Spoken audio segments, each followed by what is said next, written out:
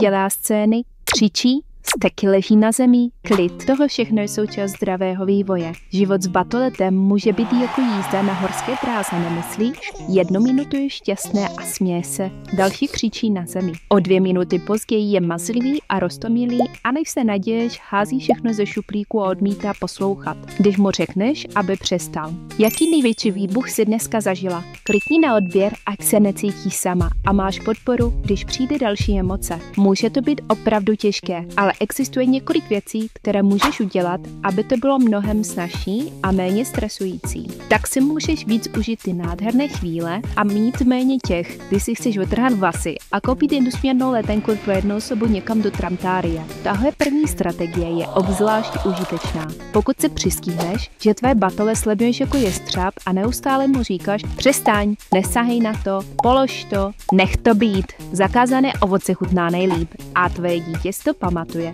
Vždycky. Tato touha dotýkat se všeho a hrát si se vším, co se mu dostane do rukou, je způsob, jakým se tvé batole učí o světě kolem sebe. A je to zásadní pro jeho vývoj. I když je pro tebe frustrující mu neustále říkat, aby přestal, možná si neuvědomuješ, že je to ve skutečnosti opravdu frustrující i pro něj. Představ si, že jsi obklopena opravdu zajímavými věcmi a pokaždé, když se na něco podíváš nebo se toho dotkneš, někdo nad tebou stojí a říká polož to, ustup, jsi příliš blízko, nebo nesahej na to. Neustále být napomínán, co nedělat, je frustrující pro každého. A teď si představ, že k tomu ještě nemáš dost slov, abys to všechno vyjádřila. Nemáš ani dospěláckou sebekontrolu, která ti pomůže ty impulsy zvládnout. Jenom zvědavost. A pak tomu slyšíš, ne, nedělej to, přestaň. Znovu a znovu. Takže až příště záhne po květináči, zkus se na to podívat jeho očima. Ne jako na provokaci, ale jako na pozvání poznávat svět.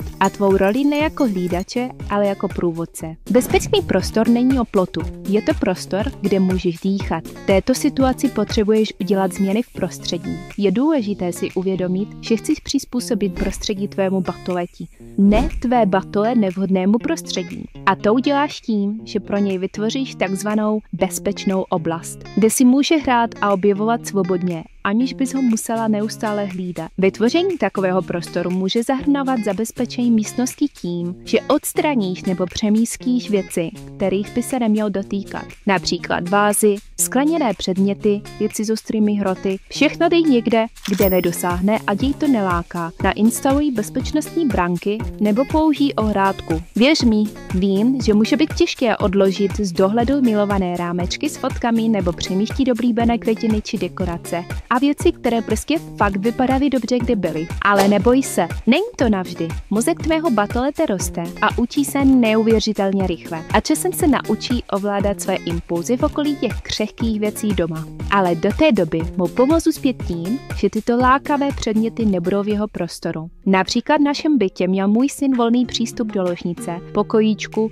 obýváku. A to proto, aby ho nemusela pořád ostražitě sledovat 24/7 a mohla se například uvařit, uklidit a prostě normálně fungovat. Každopádně nejsou na konferenčních stolcích žádné rámečky s fotkami, ani křehké věci v jeho dosahu. Oblastí, kde volný přístup neměl, byla koupelna a kancelář, kterou jsme vždy zavírali, protože tam je spoustu zajímavých věcí, které ale však ideální pro malého nebyly. Takže když pracuji v kanceláři a Marie je se mnou, musím na ní opravdu dohlížet. Ale upřímně, většinu herního času tam ani netrávíme. Kterou místnost má tvoje batole zakázanou? Dej mi vědět v komentářích. Změň jedno slovo v tom, jak mluvíš s tvým dítětem a změní se všechno.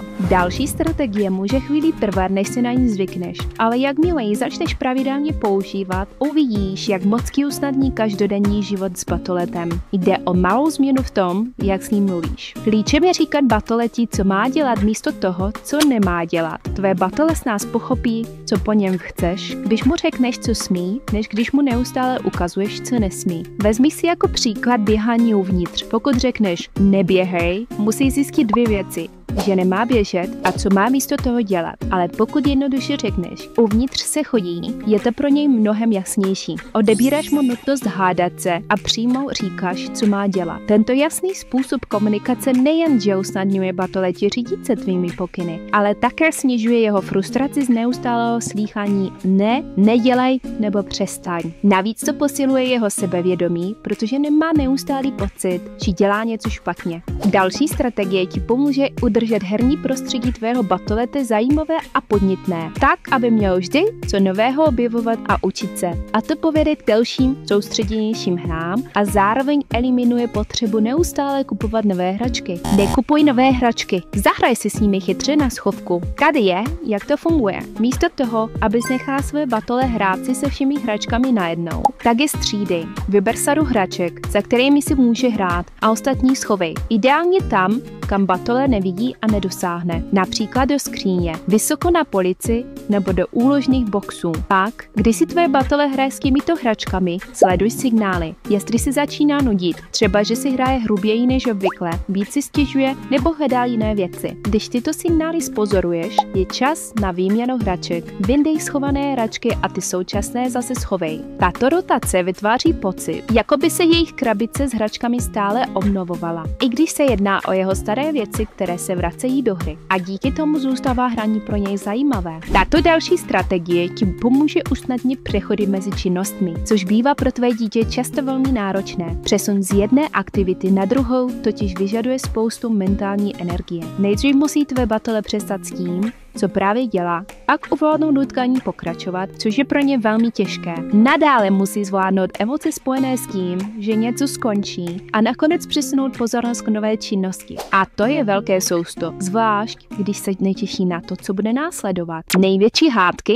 začínají ve chvíli, kdy ty víš, co bude, ale tvé dítě ne. Proto je opravdu důležité, aby si vytvořila zvyk oznamovat batoleti změnu aktivity dopředu. Pomáhá mu to mentálně se na příchod připravit. Existují 3 způsoby, jak to udělat. Za prvé, použij přirozenou pauzu v aktivitě, například konec pohádky nebo dojedení snídaně. Řekneš, až skončí pohádka, půjdeme na oběd. A jakmile skončí, řekneš, pohádka skončila, je čas na oběd. Je to logické a méně rušivé. Tvé dítě vidí, že aktivita sama skončila. Za druhé, použij čas jako nástroj přechodu. Ale pozor, tvé dítě samozřejmě pojem času nechápe, takže mu ho musíš ukázat, kde jsou kuchyňské minutky, přesýpací hodiny nebo časovač na telefonu či tabletu. Nemůžu ti ani říct, kolikrát jsem se zabrala do nějaké činnosti a úplně zapomněla na to 5minutové varování, které jsem svému dítěti dala. Takže pro mě je alarm rozhodně nutností. Já osobně používám telefon,